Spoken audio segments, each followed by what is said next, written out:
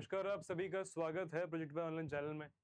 तो आज हम लेके आए हैं हमारी क्लास 11th बायोलॉजी का चैप्टर द लिविंग वर्ल्ड और यहीं से हमारी नई शुरुआत होगी क्लास 7th में।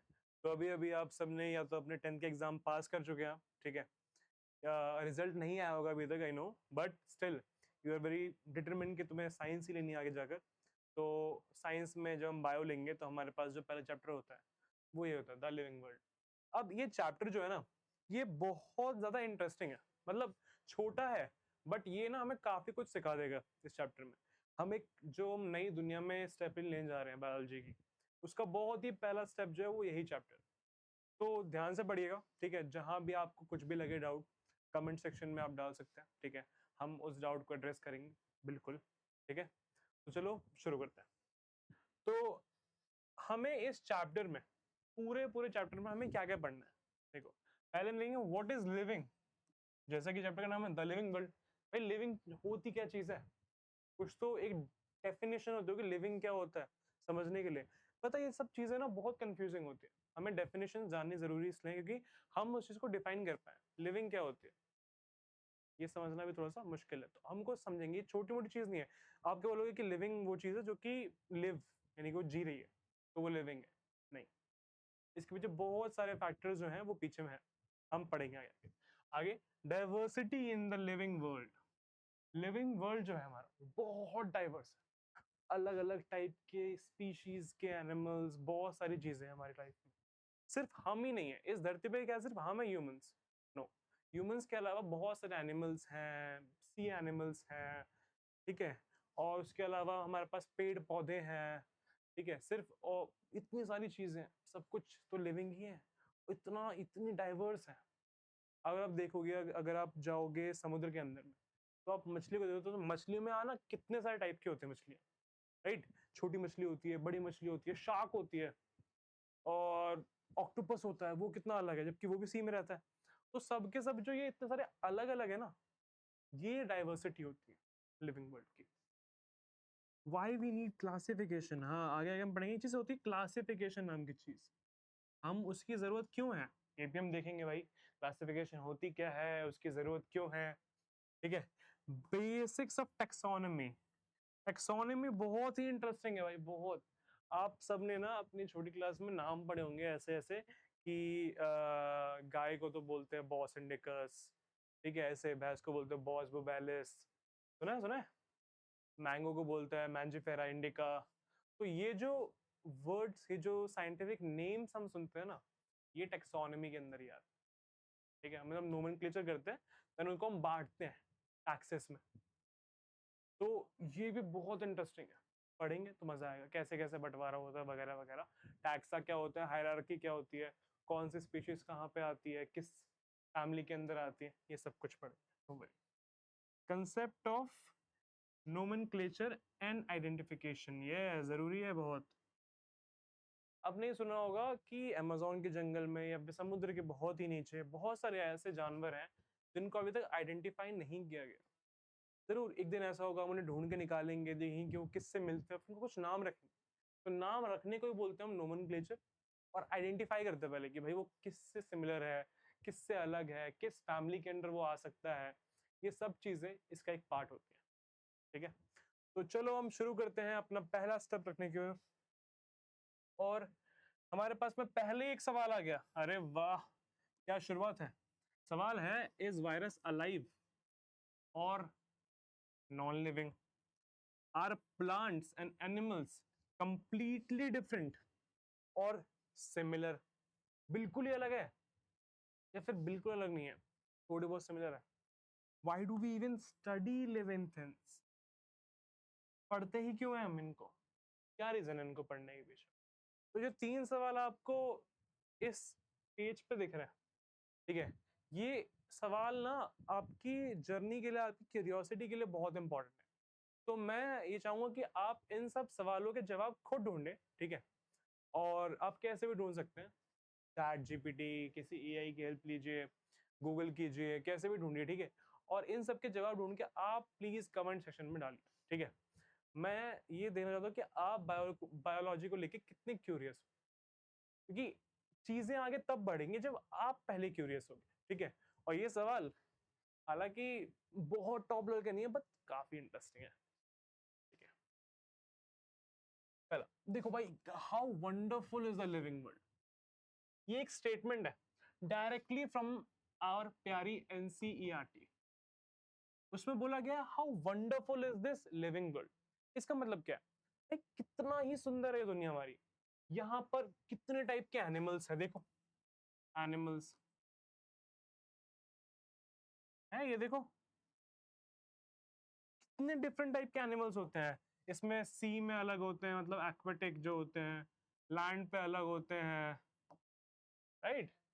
ये जो एनिमल्स होते हैं, सिर्फ एनिमल्स नहीं, इस लिविंग वर्ल्ड में सिर्फ एनिमल्स वो पार्ट नहीं है, हमारा हैबिटेट, हैबिटेट्स जैसे कि mountains, grasslands, deserts, oceans. See, these all combined shows the true beauty of our world. हम कहते हैं कि नेचर ही ट्रू ब्यूटी है। अब यही तो नेचर है। नेचर सिर्फ पेड़ पौधे नहीं होते, नेचर सिर्फ जानवर नहीं होते। जब दोनों मिलते हैं तो पूरी की पूरी कंबाइंड चीज को हम बोलते हैं नेचर, राइट। और ये जो लिविंग वर्ल्ड है, ये सुंदर इसलिए ही है क्योंकि हम सब एक बहुत ही परफेक्ट तरीके से यहाँ पे रहते हैं, तभी हमें इतनी सुंदर लगती है। जब हम जाते हैं जंगलों में, जैसे आप कहीं ना फॉरेस्ट ट्रिप पे जाओ, वहां पे वो कितना मजा आएगा, देखोगे आप नए नए, आपको वो जानवर जो कि सिटी में आपको देखने नहीं मिलते वहां देखने मिलेंगे आपको। तो वो रियल लिविंग वर्ल्ड है, ठीक है। एक अलग सी जगह जहाँ पे आपको रियल नेचर दिख रहा होगा। हम शहरों में रहते हैं, शहरों में क्या होता है, बेसिकली पोल्यूशन ज्यादा होता है, पेड़ पौधे कम होते हैं, जानवर तो बहुत ही कम होते हैं। लेकिन जब हम किसी हिल स्टेशन या फिर कोई ऐसी जगह पे जहाँ पे ज्यादा जानवर हो, ठीक है, आप क्या करो, किसी वाइल्ड लाइफ सेंचुरी चले जाओ, वहां देखो आप, आपको लगेगा कितनी कितनी सुंदर है दुनिया। बहुत, यही शो करते हैं इस चीज।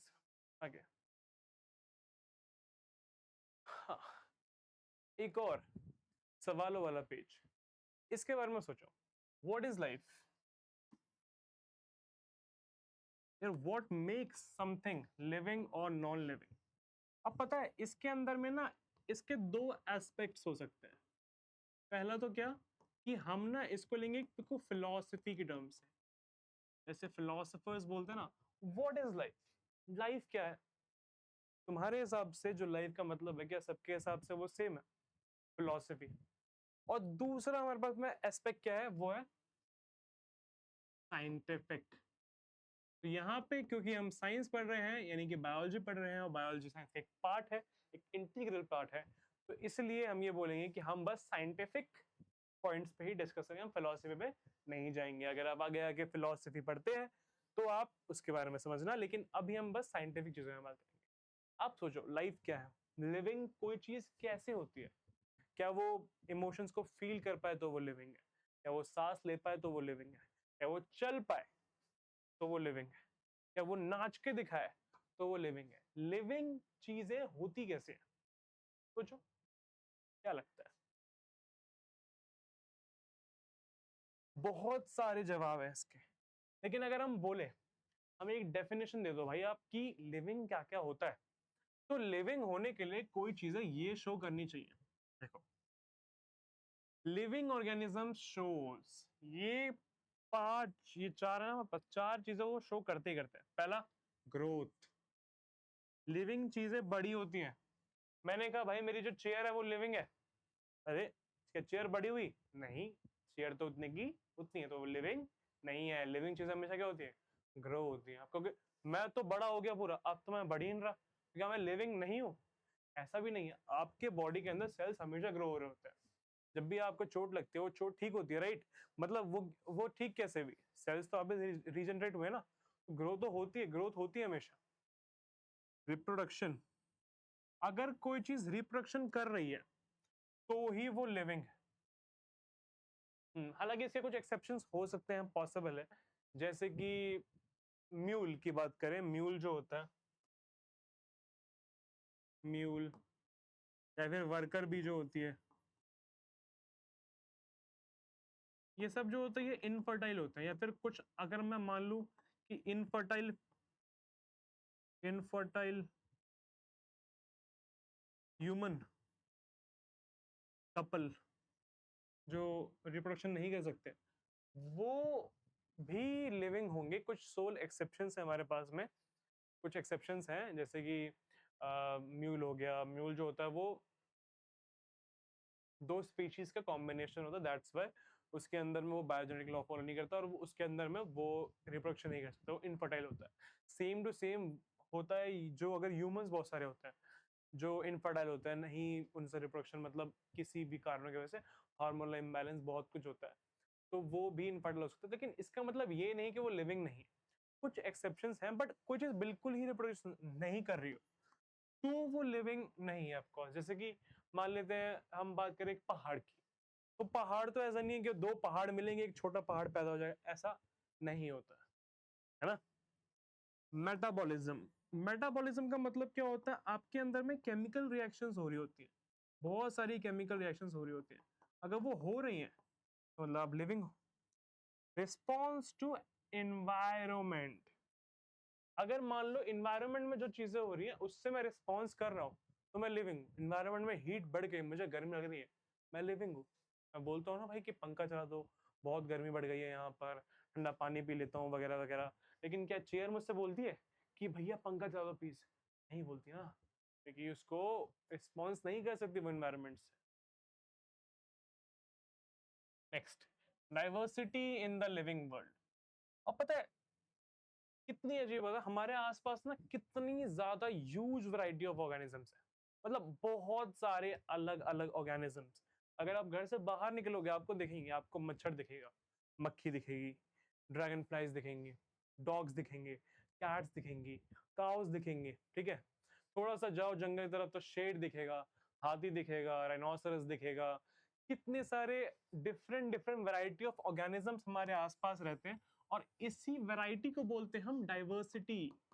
What does diversity means? Diversity का मतलब ही होता है बहुत डाइवर्स, फैले हुए क्षेत्र में, उसे ही हम बोलते हैं डाइवर्सिटी। और वही है यहाँ पर, हम जो इतने सारे वैरायटी ऑफ ऑर्गेनिजम्स देखते हैं इसी को बोलते हैं हम डाइवर्सिटी। अब हो सकता है कि ये डाइवर्सिटी विजिबल हो, जैसे कि प्लांट्स, एनिमल्स, बर्ड्स, हम इनमें बहुत देखते हैं कि बहुत टाइप के प्लांट्स होते हैं, बहुत टाइप के एनिमल्स होते हैं, बहुत टाइप की बर्ड्स होती हैं, तो ये हमें दिख रहा है कि हाँ भाई इनमें डाइवर्सिटी है, लेकिन हमें माइक्रो ऑर्गेनिज्म तो नहीं दिखते। इसका मतलब क्या है, उनमें डाइवर्सिटी नहीं? नहीं नहीं नहीं, उनमें भी है डाइवर्सिटी। बहुत टाइप के माइक्रो ऑर्गेनिजम्स होते हैं, हालांकि वो इनविजिबल नहीं बोलेंगे हम, बोलेंगे not visible with naked eye, not visible with naked eye. हालांकि अगर आप माइक्रोस्कोप्स का यूज करो तो आप देख सकते हो। तो ये जो होते हैं माइक्रो ऑर्गेनिजम्स जो होते हैं ना, ये भी डाइवर्स होते हैं, बहुत डाइवर्स होते हैं, बहुत टाइप के माइक्रो ऑर्गेनिजम्स होते हैं, ठीक है। बैक्टीरिया कुछ पैथोजेनिक होते हैं, कुछ नॉन पैथोजेनिक होते हैं, काफी सारे, कुछ गुड बैक्टीरियाज भी सुने होंगे आपने, बैड बैक्टीरियाज वगैरह वगैरह, तो ऐसे बहुत सारे ऑर्गेनिजम्स होते हैं। अब देखो डाइवर्सिटी इन लिविंग वर्ल्ड को क्या, देखो हम एक्सप्लेन कैसे करेंगे इसको। If you were to increase the area that you make observations in, the range and the variety of organism that you see would increase. That is the thing that अगर मान लो कि आप एक छोटे से तबके में रहते हो, छोटा सा एरिया से एक सिटी में, अगर आप जाओ फॉरेस्ट में, आपने अपना एरिया एक्सपैंड करा, एक्सपेंशन करा, तो ये पॉसिबिलिटी है बहुत कि आप डिफरेंट डिफरेंट टाइप के ऑर्गेनिजम्स को देखोगे। मतलब जो डाइवर्सिटी होती है वो एरिया बढ़ने पे अपने आप बढ़ जाती है। बहुत सिंपल है, ऐसा मानता हूं कि मैंने एक छोटा सा एरिया लिया हुआ है, वहां पे कम जानवर है, तो डाइवर्सिटी भी कम होगी। जितना बड़ा एरिया लूंगा उतने ज्यादा जानवर होंगे और उतनी ही डाइवर्सिटी के चांस भी बड़े होते हैं। तो एरिया बढ़ाने से हमेशा क्या होता है, डाइवर्सिटी बढ़ जाती है। ये आप ध्यान रखेंगे कि डाइवर्सिटी जो होती है increases on expansion of area,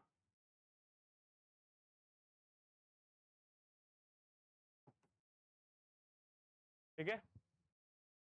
next, हाँ, what is a species? Species क्या होती है? यस, समझते हैं। Each different type of organisms are called species. देखो स्पीशीज क्या है, सिंपल। अगर ऑर्गेनिज्म जो है वो अलग अलग टाइप के हैं, तो हर एक अलग टाइप के ऑर्गेनिज्म को बोलते हैं एक स्पीशीज। क्या डॉग अलग है?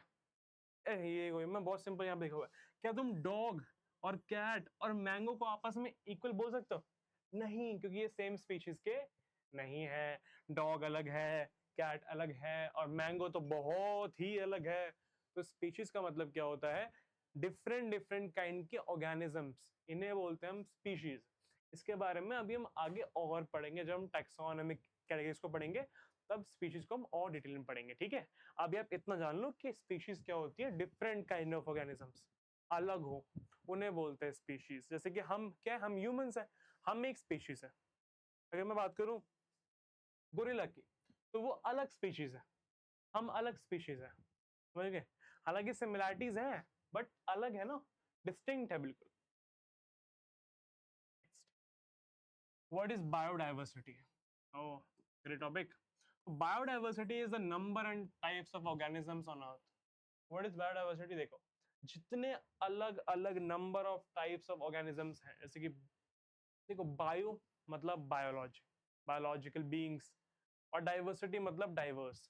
तो अगर हम बात करें कि जितने भी ऑर्गेनिजम्स हैं, मतलब क्या, माइक्रो ऑर्गेनिजम्स से हमने जोड़ लिए, इसमें हमने प्लांट्स भी जोड़ लिए, इसमें हमने एनिमल्स भी जोड़ लिए, बर्ड्स भी जोड़ लिए, सब जोड़ लो आप, ठीक है। और जितने ज्यादा नंबर में और जितने अलग अलग हैं, जैसे मान लो कि 1 लाख ह्यूमंस हैं, 2 लाख चिंपांजीज हैं, 3 लाख चीता हैं, ऐसे ऐसे करके मैंने बोल दिया कि बहुत बहुत सारे हैं। तो इसी को बोलते हैं हम बायोडाइवर्सिटी।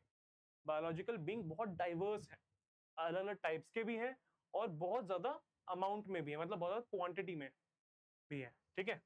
टोटल अभी तक हमने 1.7 टू 1.8 मिलियन स्पीशीज, ये डेटा बुक के हिसाब से एनसीईआरटी का डेटा है भाई, ध्यान देना, एनसीईआरटी का डेटा है कि 1.7 से 1.8 मिलियन स्पीशीज को अब तक हमने आइडेंटिफाई किया हुआ है। इसी को बुक में वो कभी एग्जाम में आए तो 17 से 18 लाख बोल दे, कंफ्यूज नहीं होना है, दोनों का मतलब सेम है। 1.7 से 1.8 मिलियन बोले या 17 से 18 लाख बोले, बात बराबर है। इतने स्पीशीज अभी तक आइडेंटिफाई किए गए हैं। आइडेंटिफाई मतलब हमने उनके नेम वगैरह रख लिए हैं, हमें मिल गए हैं वो वगैरह वगैरह, ठीक है। ऐसे बहुत सारे हैं जो तो हमें नहीं मिले हैं। देखो यहाँ पे लिखा हुआ है, new organisms are still being discovered, अभी भी डिस्कवर हो रहे हैं। ऑर्गेनिजम्स जो है वो इतने सारे हैं, हम डिस्कवर नहीं कर पाएंगे ना, हम कर रहे हैं लगातार, और ऑर्गेनिजम्स मिलेंगे, डिस्कवरी होती रहेगी लगातार।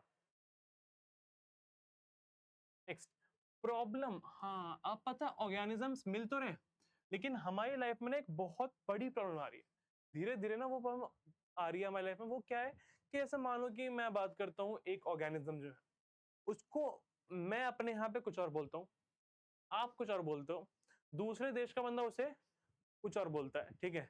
तो अब मैं उसका नाम कैसे रखूं बताओ, मतलब मैं कैसे पहचानूं उसको? मानो कि मैंने बोल दिया भाई ये तो कुत्ता है, ठीक है, तो उन्होंने बोल दिया नहीं नहीं ये तो डॉग है, वहां से कोई बोलेगा नहीं चिंग चंग चंग ये है ये, तो भाई हम तो कंफ्यूज है ना, कोई एक नाम हो तो हम भाई बोल दे कि हाँ ये इसका नाम है, लेकिन इसका नाम तो फिक्स ही नहीं है। तो ये प्रॉब्लम बहुत आई कि इससे क्या होता है, कंफ्यूजन होता है, बहुत ज्यादा कंफ्यूजन होता है ट्रेड वगैरह करने में। अगर आप मान लो कि आप दो कंट्रीज आप ट्रेड कर रही है, चीजों का नाम अलग है, स्पाइसेस का नाम अलग है, आप कुछ और बोलते हो हम कुछ और बोलते हैं, तो हमेशा क्या होगा, बहुत कंफ्यूजन पैदा रहेगा। तो इसको भी शॉर्ट करना जरूरी था। देखो सेम ऑर्गेनिज्म है लेकिन बहुत सारे नाम है अलग अलग जगह पे। आए आपको ही देख लो, मान लो आपका आपका आपका रियल नाम क्या है, नैतिक, घर पे आपको मोनू बोल रहे हैं, मौसी के यहाँ आपको सोनू बोल रहे हैं, कहीं आपको टोनू बोल रहे हैं, ऐसे जो ये अलग अलग नाम आपके आ गए, तो ये भी तो कंफ्यूजन है। मान लो कि किसी ने बोला सोनू को, बोला सोनू कौन है, हम तो मोनू को जानते हैं, देखा कंफ्यूजन यही। इसलिए एक नाम आपका भी फिक्स करा है, लीगल नाम क्या है, वो लीगल नाम क्या है, नैतिक, कर दिया ना। वैसे ही सेम यहाँ पर क्या है, इन सब के भी लीगल नाम फिक्स होने चाहिए, क्योंकि बहुत कंफ्यूजन हुई थी। और वो लीगल नाम जो है, यस वो थे नोमेनक्लेचर और आइडेंटिफिकेशन। पहले आइडेंटिफिकेशन करते हैं, आइडेंटिफिकेशन, देन उसके नेमिंग कर देते हैं, नोमेनक्लेचर, ठीक है।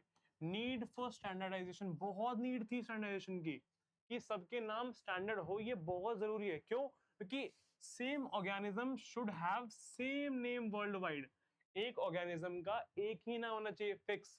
अब घर पे उसे कुछ भी बोलो, लेकिन उसका ये नाम तो भाई हमने फिक्स कर दिया, हमने बोल दिया है कि हम तो इसको यही बोलेंगे। मैंगो को हम लोग आम बोले, लंगड़ा आम बोले, ये बोले, वो बोले, उन्होंने बोल दिया हम ऐसा बोलेंगे मैंजीफेरा इंडिका, यही नाम है इसका फिक्स। ठीक है, तो ये इसका स्टैंडर्डाइज नाम हो गया, क्या बोलेंगे हम इसको, साइंटिफिक नेम हो गया। और ये हुआ किस लिए, ये हुआ किस वजह से, नोमेनक्लेचर और आइडेंटिफिकेशन की वजह से। ये दो इसके मेन, इसके बारे में आगे और पढ़ेंगे, डोंट वरी। अब इन दोनों डेफिनेशन देख लेते हैं, इंपॉर्टेंट है, आ जाती है एग्जाम में कभी कभार। नोमेनक्लेचर क्या होता है भाई, standardising the naming of living organism such that a particular organism is known by the same name all over the world। कि नेमिंग को ऐसा करना कि एक ऑर्गेनिज्म का पूरी दुनिया में बस एक ही नाम हो, मतलब कि मैं उसको एक ही नाम से बुलाऊं, तुम उसको एक ही नाम से बुलाओ, कोई तीसरा बंदा है वो भी उसको एक ही नाम से बुलाए, सब अलग अलग नाम ना बोले ताकि मुझे कंफ्यूजन पैदा ना हो। ठीक है, दूसरा है आइडेंटिफिकेशन। ये क्या है, नोमेनक्लेचर और naming is only possible when the organism is described correctly and we know to what organism the name is attached to। this is identification।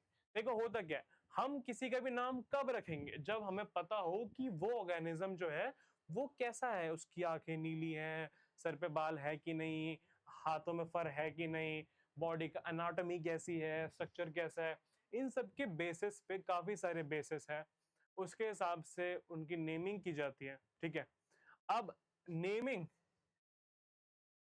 तभी पॉसिबल जब मैं उसे आइडेंटिफाई करूं कि ये इससे सिमिलर है, ये इससे अलग है, ये वगैरह वगैरह। तो ये आइडेंटिफिकेशन का एक मेजर रोल है। ठीक है? तो हाँ, इसी के साथ हमारा आज का लेक्चर यहाँ पे खत्म होता है। हमने पढ़ा भाई लिविंग वर्ल्ड क्या होता है, लाइफ क्या होती है, ठीक है, और डाइवर्सिटी क्या होती है, नाम कैसे रखते हैं, नोमेनक्लेचर क्या होता है, हमने बेसिक्स पढ़े हैं। अभी हम नेक्स्ट सेक्शन में इसको थोड़ा सा और अप लेवल लेके जाएंगे। ठीक है, तो लगातार लगातार लगातार आप भी हमारे साथ बने रहिए, ठीक है, पढ़ते रहिए, और मिलते हैं आपसे नेक्स्ट लेक्चर में। अब तक के लिए thank you, keep learning and growing champs. धन्यवाद धन्यवाद धन्यवाद, मिलते हैं आपसे अगली क्लास में।